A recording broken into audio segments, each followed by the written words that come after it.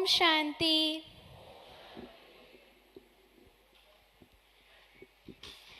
Christopher Columbus के बारे में हम सभी ने सुना है। क्रिस्टोफर कोलंबस एक बहुत ही फेमस सेलर थे जो कि समुद्र में खोज के लिए निकले थे। जब वो खोज के लिए निकले थे तब उनके पास एक नाव के सिवाय और एक कंपास के सिवाय और कुछ भी नहीं था। उन्हें ये भी नहीं पता था कि समुद्र में उन्हें कितने स्टॉर्म्स और हरिकेन्स को फेस करना पड़ता। उन्हें ये भी नहीं पता था कि उन्हें कैसे कैसे क्रिएचर्स जैसे शार्क्स एंड वेल्स का समुद्र में मिलते।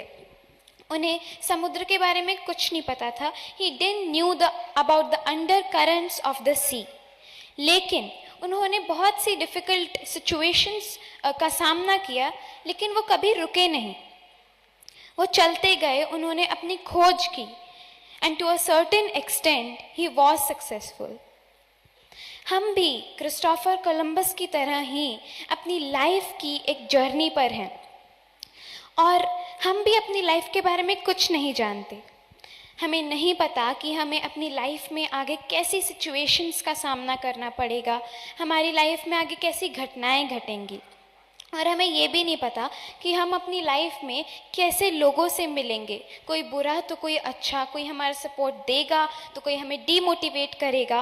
और हमें अपनी लाइफ, अपनी फर्दर लाइफ के बारे में कोलंबस की तरह कुछ भी नहीं पता। लेकिन कोलंबस के पास एक कंपास था जो कि उन्हें ये बताता था कि वो किस डायरेक्शन में जा रहे हैं, और उससे उन्हें ये पता चलता था कि वो सही डायरेक्शन में जा रहे हैं या नहीं जा रहे। लेकिन हमारी लाइफ का कंपास क्या है? हमारी लाइफ का कंपास है सेल्फ मैनेजमेंट की स्किल। जब हम खुद को मैनेज कर लेते हैं, जैसे हमें सेल्फ मैनेजमेंट वर्ड से ही पता चलता है कि सेल्फ मैनेजमेंट मतलब सेल्फ को मैनेज करना, यानी खुद को मैनेज करना। जब हम खुद को मैनेज कर लेते हैं तो हमारी लाइफ में बहुत सी चीज़ें होती हैं, जैसे अपनी फैमिली, ऑफिस, जो कि हमें मैनेज करना होता है। तो जब हम खुद को मैनेज कर लेते हैं तो ये सब चीज़ें अपने आप ही बहुत ही आसानी से मैनेज हो जाती हैं। तो आज मैं आप सभी के सामने सेल्फ मैनेजमेंट के विषय पर ही एक छोटी सी स्पीच देने वाली हूँ।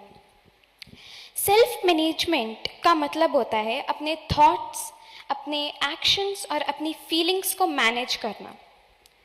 सेल्फ मैनेजमेंट एक ऐसी कला है जो अगर आप अपने अंदर ले आते हो तो फिर आपकी लाइफ बहुत ही आसान हो जाती है। सेल्फ मैनेजमेंट मीन्स अपने आप को पहचानना कि मैं कौन हूँ। हमने यहाँ पे क्लासेस में सुना है कि मैं एक आत्मा हूँ। हम सभी एक आत्मा हैं, स्पार्कलिंग सोल, जो कि मस्तक के बीच में, जहाँ पर हम बिंदी लगाते हैं, वहाँ पर विराजमान होती है। तो अपने आप को पहचानना कि मैं कौन हूँ और अपनी शक्तियों को और अपने गुणों को जागृत करना। यहाँ पर जो हमें राजयोगा मेडिटेशन सिखाया जाता है, उसमें हमें यही सिखाया जाता है कि हम कैसे अपनी उन शक्तियों और गुणों को जागृत करें।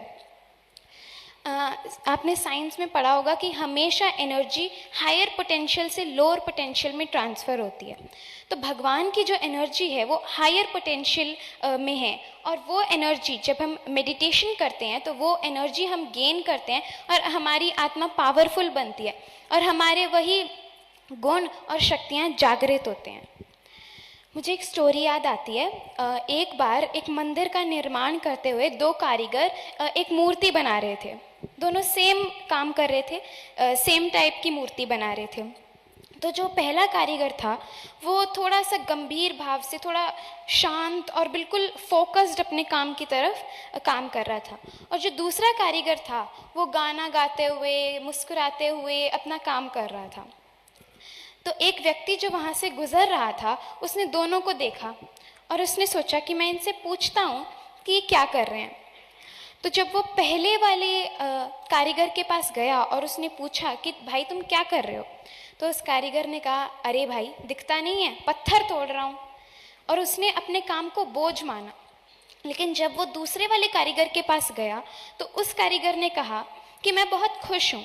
तो उस आदमी ने पूछा, भाई खुश क्यों हो? तो उसने बताया कि मैं ये सोच रहा हूँ, जब ये मंदिर बन जाएगा और यहाँ पर इतने सारे लोग इस मंदिर को देखने आएंगे तो वो मेरी मूर्ति को देखेंगे जो मैंने बनाई है, और इतने सारे लोग मुझे याद करेंगे कि अरे वाह, ये तो बहुत ही अच्छी कारीगरी है, ये किसने बनाया है। तो मैं ये सोच सोच के खुश हूँ कि इतने सारे लोग मुझे याद करेंगे। अब ऐसे ही हमारी लाइफ में हमें दो प्रकार के लोग मिलेंगे। एक जो हमेशा हमेशा स्ट्रेसफुल रहते हैं और अपनी दुख की कहानी सुना सुना के औरों को भी स्ट्रेसफुल करते रहते हैं, और दूसरा जो हमेशा हर छोटी चीज़ में पॉजिटिव माइंडसेट के साथ काम करते हैं। तो अब ये हमारा डिसीजन है कि हमें कैसी संगत को चूज़ करना है। किसी बुरी संगत, जैसे कोई स्ट्रेस देता है, उसके साथ हमें नहीं जाना चाहिए, बल्कि हमें उन लोगों के साथ रहना चाहिए जो हमें मोटिवेट करते हैं, लाइफ के हर छोटी बड़ी सिचुएशन में हमारा साथ देते हैं। तो यहाँ पर हमने दो दिमाग के पर्सपेक्टिव देखे, दो प्रकार से एक इंसान सोच सकता है, एक है नेगेटिव और एक है पॉजिटिव। अब पॉजिटिव माइंडसेट से जब वो आदमी सोच रहा था तो वो कितना खुश था, और जो नेगेटिव माइंडसेट से सोच रहा था वो अपने काम को बोझ मान रहा था, और वो बिल्कुल मतलब दुखी हो रहा था अपने काम को करने में। तो हमें हर चीज़ के प्रति एक पॉजिटिव माइंडसेट रखना है। और जैसा कि हम अपनी लाइफ में देखते हैं कि हमारे पास बहुत सारी सिचुएशंस आती है। जैसे मैंने कहा था कि हमें सेल्फ मैनेजमेंट मतलब अपने थॉट्स, एक्शन और इमोशंस को मैनेज करना। जब हमारी लाइफ में कोई डिफ़िकल्ट सिचुएशन आती है तो हम क्या करते हैं, बुरा बुरा सोचने लग जाते हैं, और बुरा बुरा सोचते सोचते धीरे धीरे वो हमारे एक्शंस में भी दिखने लग जाता है। जब हम बुरा सोचते हैं, जो हम सोचते हैं वो हमारे एक्शंस में आ जाता है, हमारे जो हम कार्य करते हैं उसमें वो झलकने लग जाता है। तो जब हम बुरा सोचते हैं तो हम बुरा ही करते हैं, और धीरे धीरे वो हमारे इमोशंस को भी डैमेज करता है। तो इसीलिए पॉजिटिव माइंडसेट ज़रूरी है कि अगर हम अच्छा सोचेंगे तो हमारे कार्य भी अच्छे होंगे। और जैसे आप सभी बड़े लोग हो और आप लोग चाहते हो कि आपके जो बच्चे हैं वो हमेशा पॉजिटिव रहें और औरों को खुश रखें और उनके संस्कार बहुत अच्छे हों, ऐसे ही हम भी उस परमात्मा के बच्चे हैं।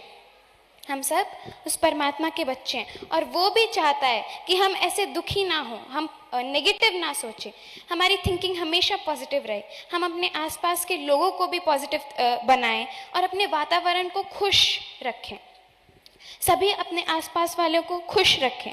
तो इसके लिए मेडिटेशन ज़रूरी है। जब हम मेडिटेशन करते हैं तो हमें वो एनर्जी मिलती है जिससे हम खुद भी खुश रह सकते हैं और औरों को भी खुश रख सकते हैं।